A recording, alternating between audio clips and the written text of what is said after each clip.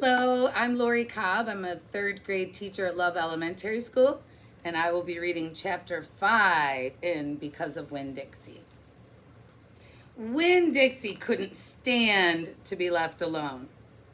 We found that out real quick. If me and the preacher went off and left him by himself in the trailer, he pulled all the cushions off the couch and all the toilet paper off the roll. So we started tying him up outside with a rope when we left. That didn't work either. Winn-Dixie howled until Samuel, Mrs. Detweller's dog, started howling too. It was exactly the kind of noise that people in an all-adult trailer park do not like to hear. He just doesn't want to be left alone, I told the preacher. That's all. Let's take him with us. I could understand the way Winn-Dixie felt. Getting left behind probably made his heart feel empty. After a while, the preacher gave in. And everywhere we went, we took Winn-Dixie, even to church.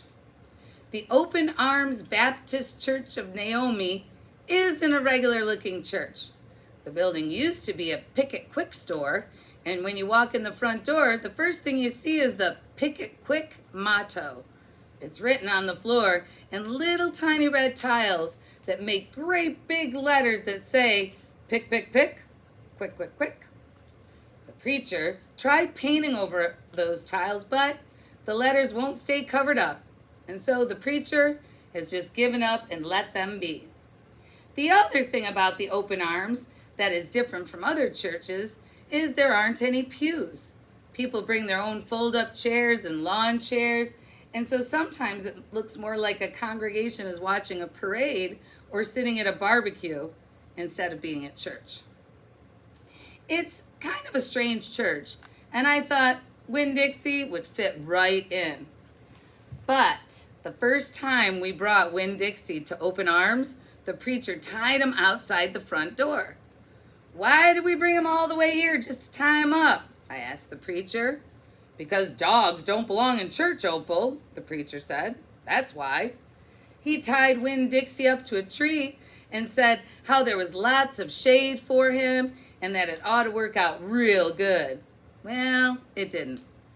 The service started and there was some singing and some sharing and some praying, and then the preacher started preaching.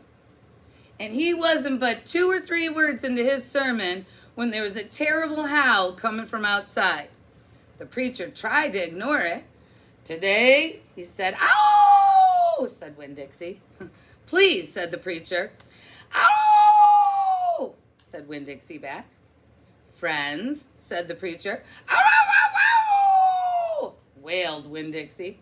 Everyone turned in their lawn chairs and fold-up chairs and looked at one another. "Opal," said the preacher. "Ow!" said Winn-Dixie. "Yes, sir," I said.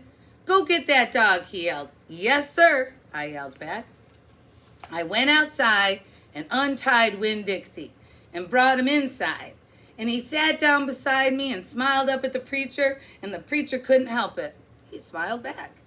Winn-Dixie had that effect on him. And so the preacher started preaching again. Winn-Dixie sat there listening to it, wiggling his ears this way and that, trying to catch all the words. And everything would have been all right, except that a mouse ran across the floor. The Open Arms had mice. They were there from when it was the Pick It Quick, and there were lots of good things to eat in the building. And when the Pick It Quick became the Open Arms Baptist Church of Naomi, the mice stayed around to eat all the leftover crumbs from the potluck suppers. The preacher kept on saying he was going to have to do something about them, but he never did. Because the truth is, he couldn't stand the thought of hurting anything, even a mouse. Well, Winn-Dixie saw that mouse, and he was up after him. 1 minute, everything was quiet and serious, and the preacher was going on and on and on. And the next minute, Winn-Dixie looked like a furry bullet shooting across the building, chasing that mouse. He was barking, and his feet were skidding all over that polished Pick It Quick floor. And people were clapping and hollering and pointing. They really went wild when Winn-Dixie actually caught the mouse. I have never in my life seen a dog catch a mouse, said Mrs. Nordley. She was sitting next to me. He's a special dog, I told her. I imagine so, she said back. Winn-Dixie stood up there in front of the church, wagging his tail and holding the mouse real careful in his mouth, holding on to him tight, but not squishing him. I believe that mutt has got some retriever in him, said somebody behind me. That's a hunting dog. Winn-Dixie took the mouse over to the preacher and dropped it at his feet. And when the mouse tried to get away, Winn-Dixie put up his right paw on the mouse's tail. Then he smiled up at the preacher. He showed him all his teeth. The preacher looked down at that mouse. He looked at Winn-Dixie. He looked at me. He rubbed his nose. It got real quiet in the picket quick. Let us pray, the preacher finally said, for this mouse. And everybody started laughing and clapping. The preacher picked up the mouse by the tail and walked and threw it out of the front door of the pick and quick, and everybody applauded again. Then he came back and we all prayed together. I prayed for my mama. I told God how much she would have enjoyed hearing the story of Winn-Dixie catching that mouse. It would have made her laugh. I asked God if maybe I could be the one to tell her story someday.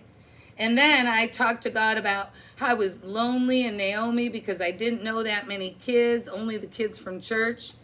And there weren't that many kids at the open arms, just Dunlap and Stevie Dewberry, two brothers who weren't twins but looked like they were, and Amanda Wilkinson, whose face was always pinched up like she was smelling something real bad, and Sweetie Pie Thomas, who was only 5 years old and still mostly a baby.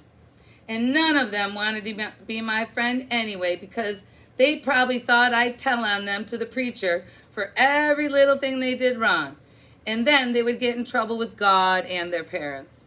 So I told God that I was lonely, even having Winn-Dixie. And finally, I prayed for the mouse. Like the preacher suggested, I prayed that he didn't get hurt when he went flying out the door of the Open Arms Baptist Church of Naomi. I prayed that he landed on a nice, soft patch of grass.